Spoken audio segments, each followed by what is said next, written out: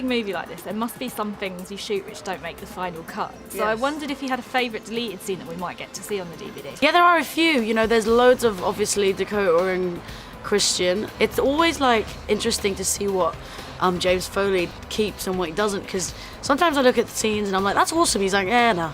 I'm like, okay.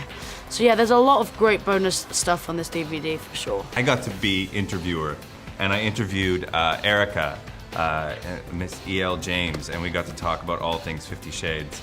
And so I know that that's on the DVD, but I don't know for the deleted scenes. I do know it's steamier.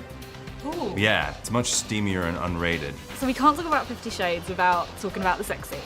Yes. Were you around for any of them to be shot, and what's the sort of reality of filming those kind of scenes?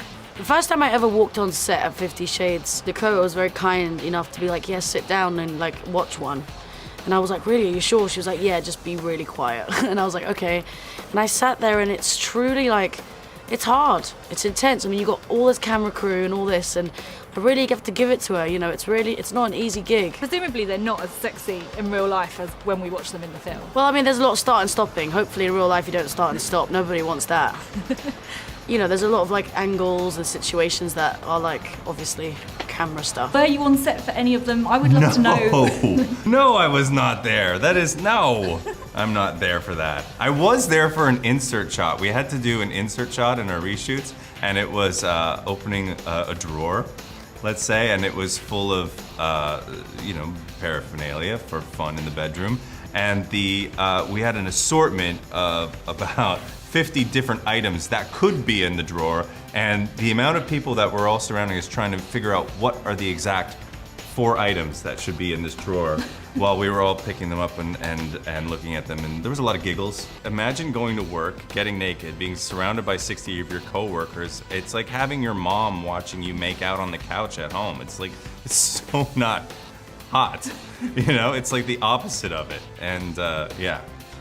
But the illusion of chemistry and movie magic, it makes it look hot. The chemistry is so important, right? Yes. I mean, what did the cast do to bond on set? Jamie and Dakota had their own way of doing things, but we all kind of always hung out.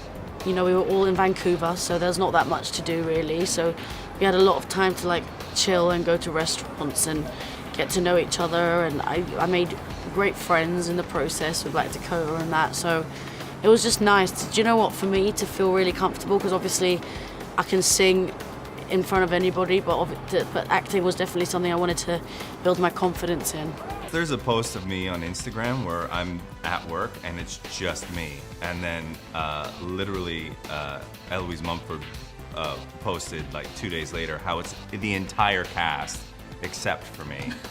So a lot of stuff it was by myself, or you know, with Dakota or Rita, who was great fun. So you know, a lot of my stuff was like sabotage in the background, so I wasn't really around much. They kept me separate, I think, on purpose. What was it like filming with Rita?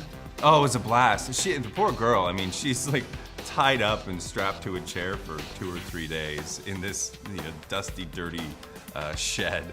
And she was a trooper. She was super fun.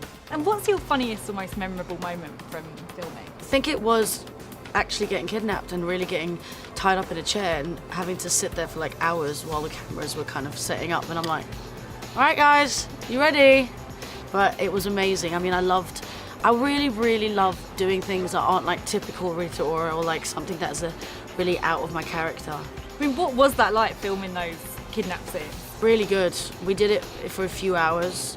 It was nice to not have to get out of the character and get back in. Like, the director was very understanding, and then we went straight back to back, so that was lovely. Hoda and I were just goofing around, and we were doing rehearsals in just completely ridiculous, silly voices. And I think there was we did the whole rehearsal without actually saying any words. And it was a good laugh. I realized at that point that we could have a good time, and it's not all gonna be serious and whips and chains, so to speak. It's gonna be a fun time. What were the silly voices, do you remember? Oh, I don't even know. It was like an extreme Valley Girl. I didn't have any other arm. You know, so yeah, it was super fun.